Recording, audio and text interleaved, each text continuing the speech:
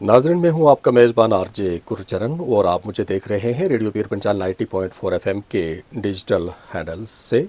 तो नाज़रीन, जैसा कि आप जानते हैं कि ड्रग्स की अगर बात की जाए तो हमारे नौजवान लगातार इसमें फंसते चले जा रहे हैं, धंसते चले जा रहे हैं, उनको लत लग रही है। और ये ड्रग्स आता कहाँ से है और जो लोग इसको सप्लाई करते हैं, जो ड्रग पैडलर्स हैं, उनके खिलाफ कैसी कार्रवाई होनी चाहिए और क्या हम कर सकते हैं ताकि ये ड्रग्स पे रोक लग सके। और इसके लिए हमारे पास आज स्टूडियो में बहुत ही ख़ास मेहमान जो कि एक पेशे से एडवोकेट हैं, जानी मानी हस्ती हैं। मेरी मुराद है यासर खान साहब से, जो कि तशरीफ़ यहाँ पे लाए हैं। यासर जी, आपने हमें टाइम दिया, इसके लिए आपका बहुत बहुत शुक्रिया। जी, आपका गुरचरण भाई बहुत बहुत शुक्रिया। Thank you. यासर जी, जैसा कि मैंने जिक्र किया कि ये ड्रग्स जो है वो आम हो गई है, तो इसमें ड्रग्स जो बेचने वाले हैं, जो ये सप्लायर हैं, जो पैडलर्स हैं, कानूनी तौर पे किस तरह से हम इनको शिकंजे में ला सकते हैं ताकि ऐसी मिसाल बने और दूसरा कोई जो है इस राह को अख्तियार ना करे और हमारे नौजवान बच जाए। जी गुरचरण भाई, आपने एक ऐसा टॉपिक चुना है जो ड्रग्स के रिगार्डिंग है, जो पूरे समाज से जुड़ा हुआ है, हर फर्ज से जुड़ा हुआ है। इसमें हमारा जो एक्ट है, एनडीपी एक्ट, वो कंप्लीट एक्ट है। अगर उसको एग्जीक्यूट प्रॉपर किया जाए, मुझे नहीं लगता कि समाज में कहीं भी कोई ड्रग लेगा या पैडलर आएगा या कोई माफिया आएगा। लेकिन उसको ज़रूरत क्या है, लूप होल कहाँ है, कहीं सिस्टम में लूप होल है। एक तो उसको नज़र जो है गवर्नमेंट को लगानी चाहिए कि क्यों इतना ड्रग जो है राइज हो रहा है। हालांकि पूरे मुल्क में है, लेकिन इसको जम्मू कश्मीर खासकर काफ़ी आगे चला गया है। क्योंकि यहाँ पर आप देखें कि कोकीन जिस तरह से पकड़ी गई है, कुछ इस तरह की हेरोइन पकड़ी गई है, तो क्रॉस बॉर्डर जो है एक नार्को टेररिज्म का भी एक जो है वो चल रहा है। तो अब सवाल ये पैदा होता है कि जो हमारी एजेंसीज़ हैं, एग्जीक्यूटिंग एजेंसीज़ हैं, जैसे पुलिस पकड़ती है, कई बार हम देखते हैं कि जो ड्रग पैडलर है, स्मॉल ड्रग पैडलर्स हम कह सकते हैं, या कंज्यूमर छोटे मोटे जो लेता है, तो वो बाद में बेल आउट हो जाता है। क्योंकि इसमें 3 तरह के होते हैं। मैं आपको एक चीज़ बता दूं, एक होता है कि आपकी क्वांटिटी कितनी है, एक होती है कमर्शियल क्वांटिटी, उसमें जो पनिशमेंट है वो अप टू हो सकती है 20 ईयर्स तक और 2 लाख से ऊपर फाइन हो सकता है। एक होती है जो स्मॉल से ऊपर होती है और कमर्शियल से कम होती है, उसमें भी मिनिमम 10 साल सज़ा हो सकती है और इसी तरह फाइन भी हो सकता है। तो इसी तरह जो कंज्यूमर है, जो स्मॉल क्वांटिटी है, तो उसमें 1 साल तक अप टू इम्प्रिजनमेंट होती है। डिपेंड करता है वो कौन सी ड्रग्स जो है उसके पास पकड़ी गई है। अब सवाल ये पैदा होता है कि ये जो प्रॉपर दिक्कत ये आती है अदालत में कि कलेक्शन ऑफ एविडेंस जो है वो होनी चाहिए प्रॉपर। और हमारा ये है कि पुलिस जब करती है, पुलिस में क्या होना चाहिए कि इमीडिएटली मजिस्ट्रेट को आपको क्या करना है, बताना है। मजिस्ट्रेट को नॉलेज होनी चाहिए, क्योंकि सीजर और अरेस्ट जो है ये प्रॉपर जब नहीं होता है, तो जिसकी वजह से हमारी वीक एविडेंस की वजह से क्या होता है कि प्रॉपर जो एक्ट के मुताबिक अगर किया जाए तो कि ये लोग कहीं नहीं बच सकते। लेकिन दिक्कत ये है कि जो सेक्शन हमारी 25, 27, 29 आती है, जो ड्रग्स माफिया के लिए आती है, वो जो ड्रग माफिया है जो फाइनेंस करता है वो तो वो हिडन है, वो तो उनके फेसेस कभी सामने नहीं आते हैं।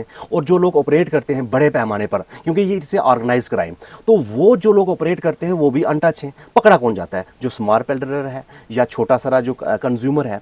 अब ये सवाल पैदा होता है कि अगर कहीं ना कहीं समाज और हमारे जो रिलीजियस इंस्टीट्यूशंस हैं, हर धर्म के जो लोग हैं, वहां से एक अपनी जो है प्रचार करें ड्रग्स के खिलाफ कि ड्रग्स के क्या क्या नुकसान है और खासकर हमारे देश के लिए कितना खतरा है। आप देखें, देश के लिए हमारे बहुत बड़ी थ्रेट है ड्रग्स, क्योंकि जो शख्स ड्रग्स लेता है वो कल कुछ भी कर सकता है, गलत काम भी कर सकता है। क्योंकि हमारे क्रॉस बॉर्डर टेररिज्म जो है वो तो आपको पता है कब से चला आ रहा है।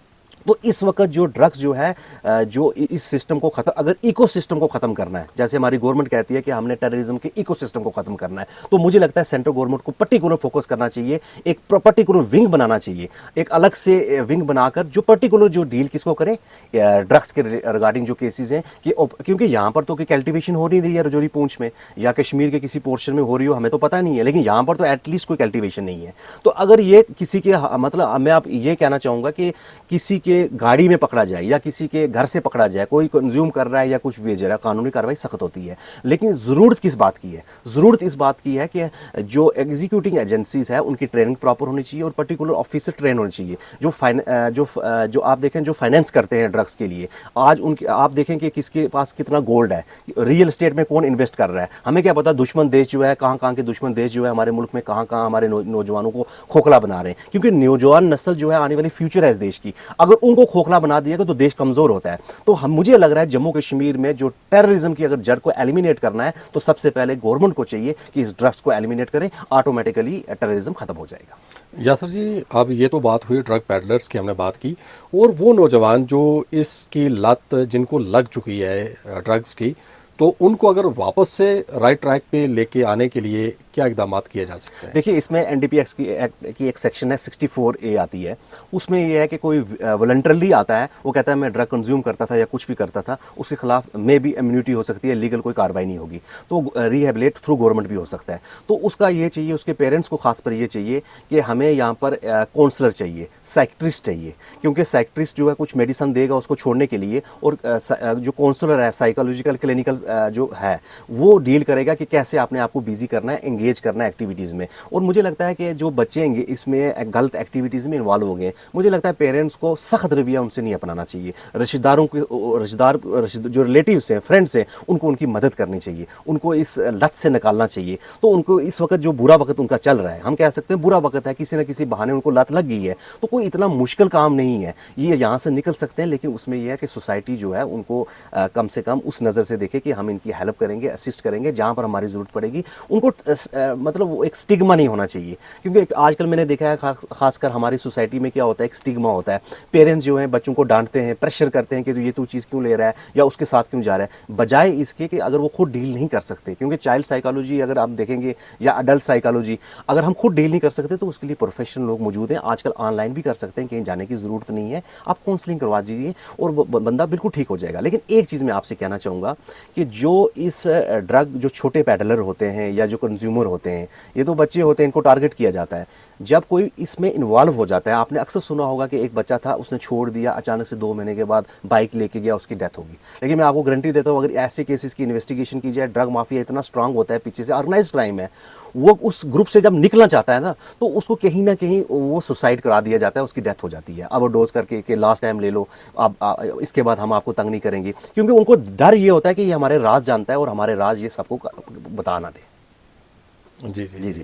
तो इसलिए जो हमारे ये बच्चे हैं, इन बच्चों को बचाने के लिए जिस तरह से मैंने देखा हमारी आर्मी भी बड़े प्रोग्राम करती है, या एजुकेशन डिपार्टमेंट में देखा वो भी बड़ा अच्छा रोल करते हैं, और समाज में सबको मिलकर, ये एक ही प्रॉब्लम नहीं है। अगर हम आज देखें समाज में क्या हो रहा है, कई लोग देख भी रहे हैं कहाँ गलत हो रहा है। और दूसरी चीज़ में गुरचरण भाई आपसे कहना चाहूँगा कि जो फार फ्लंग एरियाज़ में केमिस्ट शॉप्स हैं, क्योंकि ये जो ड्रग्स एंड कंट्रोल है, इनको चाहिए वहाँ पर देखें कि शाम को इंजेक्शन कोई सिरिंजेस वगैरह तो नहीं बिक रही हैं, रश कहाँ होता है। आप रूरल एरियाज़ में देखें, ये पूरा दिन काम नहीं होता है, शाम को कौन सी मेडिसिन बिकती है, क्योंकि वहाँ पर भी कुछ ऐसी मेडिसिन होती हैं जो ड्रग्स के साथ कंज्यूम की जाती हैं, सिरिंजेस तो नहीं बिक रही हैं। तो इस पर भी थोड़ी सी नज़र डालने की ज़रूरत है।